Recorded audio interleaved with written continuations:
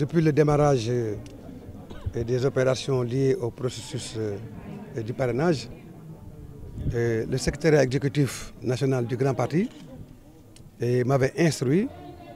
de faire une tournée nationale dans l'ensemble des 14 régions et dans l'ensemble des 45 départements du pays. Cette tournée nationale, je l'ai entamée par la région de Thiès, ensuite la région de Diourbel. Aujourd'hui, je suis donc à Kaolack, où je suis venu encourager mes camarades du Grand Parti qui se sont organisés pour faire en sorte que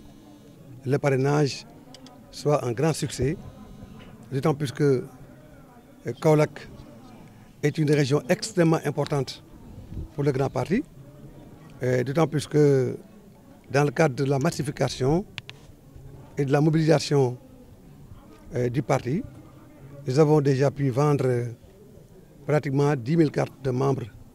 depuis le début des opérations de vente des cartes de membres du Grand Parti. C'est la raison pour laquelle Kaolack donc, est une région extrêmement importante pour le parti. Et c'est aussi la raison pour laquelle je suis venu aujourd'hui encourager mes camarades et partager leurs préoccupations en perspective des prochaines échéances électorales. Donc c'est donc une rencontre d'échange et de remobilisation qui consolide encore une fois le Grand Parti dans son idéal de construction d'un Sénégal à la hauteur des ambitions que nous portons pour notre pays.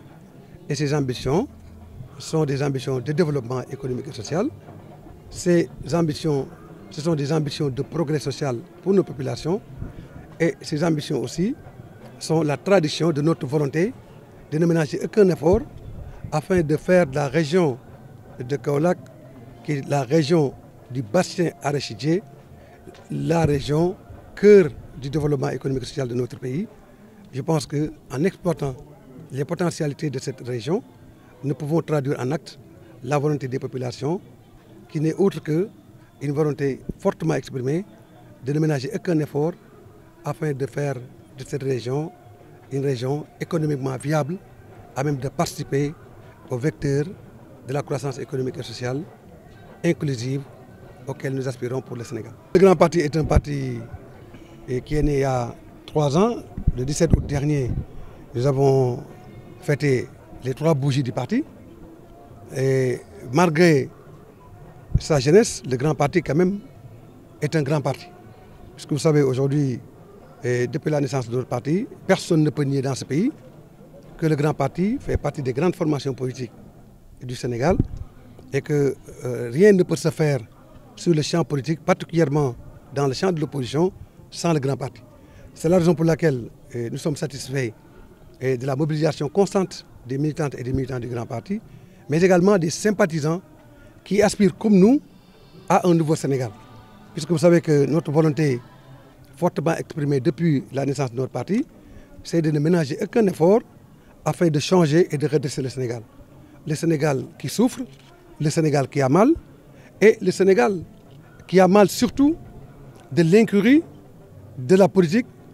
du gouvernement du président Macky Sall. Vous savez, aujourd'hui, quand je traverse Kaolack, j'ai l'impression de traverser une ville totalement inondée. Quand je traverse Kaolack, je traverse une ville non prise en charge dans le cadre d'une politique d'aménagement du territoire à la hauteur d'une ville moderne. C'est la raison pour laquelle, aujourd'hui, c'est meurtri par cette situation de Kaolack que mes camarades et l'ensemble des populations de Kaolack vont se mobiliser pour créer les conditions d'une alternative à même de changer de paradigme afin que Kaolack puisse redevenir cette ville d'antan, cette ville dont on rêve, cette ville moderne, cette ville aussi qui participe de manière efficiente et efficace à l'épanouissement de ces populations.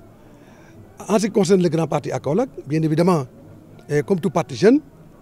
nous ne pouvons pas ne pas remarquer la vitesse avec laquelle nos camarades s'organisent pour être à la hauteur des innombrables ambitions que nous portons pour cette grande région qui est la région de Kaolack. C'est la raison pour laquelle mes camarades se mobilisent. Et vous savez que l'opposition, ce n'est pas facile.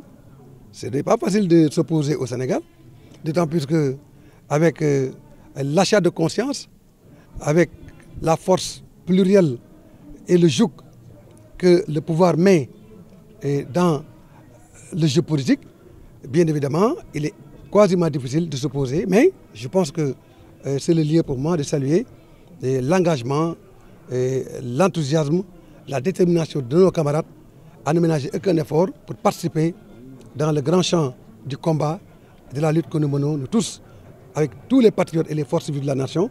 pour que le 24 février prochain, nous puissions avoir une alternative crédible. Et cette alternative crédible, nous pouvons dire aujourd'hui avec force et pertinence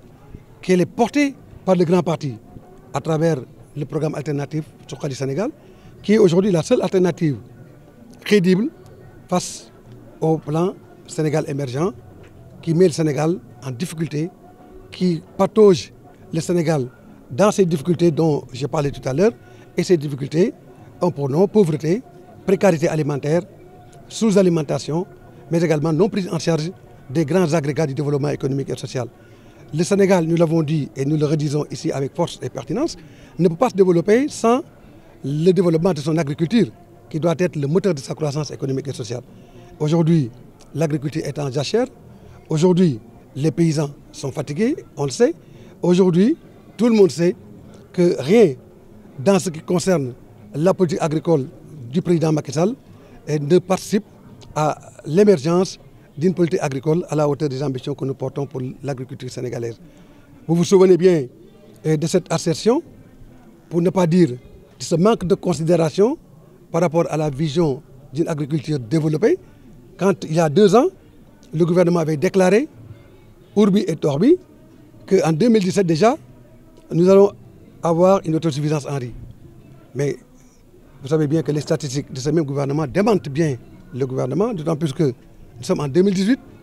Et l'année dernière, les statistiques du ministère du Commerce ont prouvé encore une fois que le Sénégal continue à importer plus de 1 200 000 tonnes de riz. Donc, vous savez que ça fait partie des incantations du gouvernement. De toute façon, nous sommes habitués à des pronostics du gouvernement, d'autant plus que, vous vous souvenez aussi, il y a 4 ans, au début du PSE, le gouvernement avait annoncé, n'est-ce pas, des taux de croissance à 2 chiffres. Aujourd'hui, ce même gouvernement, lamentablement et de manière scandaleuse, continue encore une fois à inventer des chiffres qui sont totalement en porte-à-faux avec la réalité du taux de croissance de notre pays, et taux de croissance d'ailleurs que nous savons non inclusive, puisque la croissance ne se mangeant pas, les Sénégalais attendent une croissance inclusive à même de lutter efficacement et durablement contre la pauvreté et la précarité. Alors cette croissance qui n'apporte pas le développement, cette croissance qui n'apporte pas le progrès, cette croissance qui n'apporte pas le bien-être social des populations est une croissance bien évidemment en porte-à-faux avec la défense des intérêts supérieurs des populations de notre pays. C'est pourquoi, dans le cadre du PAS, nous avons inversé cette courbe de cette fameuse croissance, puisque cette fameuse croissance du président Macky Sall est une croissance qui n'apporte absolument rien de viable au Sénégal et qui rend notre économie totalement dépendante de l'économie étrangère, principalement des investisseurs étrangers. C'est la raison pour laquelle nous voulons redonner à notre économie les bases de son développement en partant de l'intelligentsia sénégalaise, en partant du Made in Sénégal, en partant de l'ingéniosité de ce grand peuple qui est le peuple sénégalais, qui est capable d'arrimer ses ambitions de développement avec les perspectives d'une industrialisation de notre économie, d'un développement agricole harmonieux, mais également donc de cette croissance qui apporte le progrès social et le bien-être social des populations de notre pays.